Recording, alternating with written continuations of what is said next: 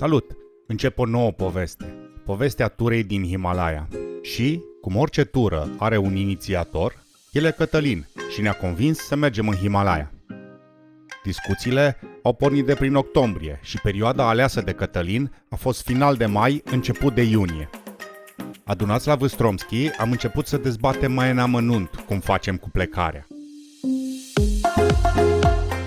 Planul era ca prima săptămână să o petrecem în Nepal, vizitând Kathmandu și Parcul Național Chitwan, urmând ca apoi să zburăm în Leh, ca să motociclim în provincia Ladakh din India, în partea nordică a lanțului himalaian. Apoi verificăm ofertele celor care închiriază motociclete și discutăm dacă sunt bune rutele făcute de mine prin munți. Să nu fie nici prea lungi, dar și să acoperim tot ce plănuiam să vedem. A urmat planificarea, rute, rezervarea motocicletelor de închiriat, cu un șir lung de e-mail-uri cu firma indiană. Am decis să luăm și o mașină de asistență care să ne ducă bagajele, mult mai simplu pentru noi, iar costul suplimentar neglijabil. S-a dovedit a fi o soluție excelentă. Am pus toate costurile pe hârtie, separate pe țări, cazări, închirieri moto, permise de trecere, inclusiv tricouri și bafuri. Nu puteam face o tură ca asta fără așa ceva. Și sticăre, bineînțeles. Bagajul meu a fost o provocare. Jumătate din el erau doar camere de filmat, monturi, baterii, dronă. Inițial am mers în formatul ăsta, dar la final am ales turnul. Casca sticărită și pregătită. Echipa finală a fost formată din, de la stânga la dreapta, Cătălin, Ana, Iulia, eu, Cristi, Mache și Mișu. Așa că în 17 mai, dimineața de vreme, cam pe la 5, mergeam spre aeroport. Ideea a fost să plecăm îmbrăcați în haine moto, cu cât mai puține bagaje să le putem lua la bagajul de mână, ca nu cumva să ajungem acolo fără echipament.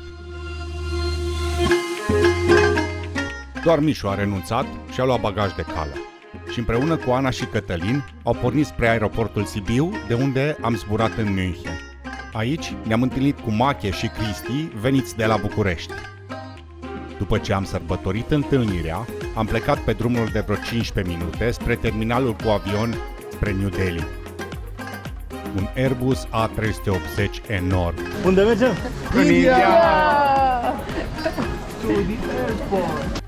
Îmbarcați în dita mai aeronava, ne dăm seama cât de mare e.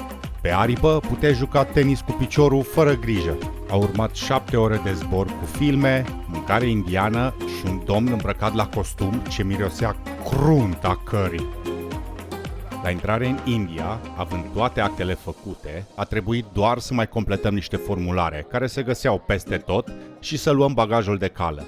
Înainte să ieșim din aeroport însă, am deschis prima sticlă de văru și am sărbătorit. Dar aici am luat și prima palmă indiană. Hotelul nu trimisese niciun taxi să ne ia de la aeroport. Așa că, după negocieri intense, am plătit noi 2 taxiuri să ne ducă până la hotel. Pe hartă arăta foarte aproape, dar tot am făcut 20 de minute. Erau 36 de grade afară și o umiditate groaznică. N-aveți idee cât de greu e să găsești bere în New Delhi la 1 noaptea. Dar Mache nu s-a lăsat bătut și a rezolvat-o și pe asta. Așa că ne-am adunat în camera noastră să vedem ce am putea face a doua zi până la plecarea avionului de la 4:20. Sincer să fiu, discuțiile nu au prea fost contradictorii.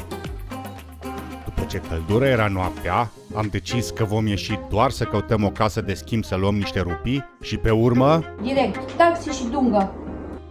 Zis și făcut. Dimineața pe la 10, pe o căldură aproape insuportabilă pentru noi, într-un trafic indian, plecăm să schimbăm bani și să bem o cafea în oraș, adică în cartierul de hoteluri atașate aeroportului.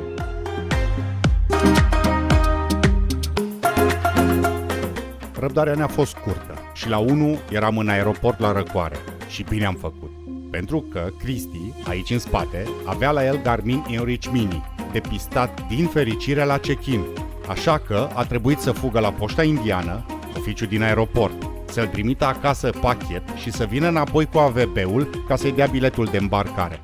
Sunt interzise în India. Pe la 6:30 seara aterizăm în Kathmandu și facem prima poză de grup în fața unui Buddha. După viză și cumpărarea unui sim de date, ajungem în parcare la o surpriză plăcută. Hotelul Magnificent din Kathmandu ne-a trimis 2 mașini ca să ne ia. Și iată-ne prin traficul de seară din oraș.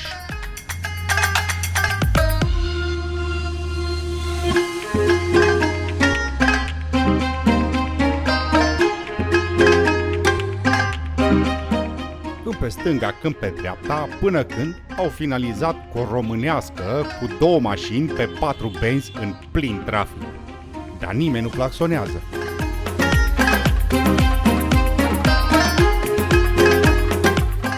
Ajuns la hotel, ne întâlnim cu Dorian, fratele lui Mișu și prietenul lui Anthony, veniți din Australia. Vom vedea Nepalul împreună. În episodul următor, vizităm Kathmandu cu ghid și vedem atracțiile lui cele mai importante.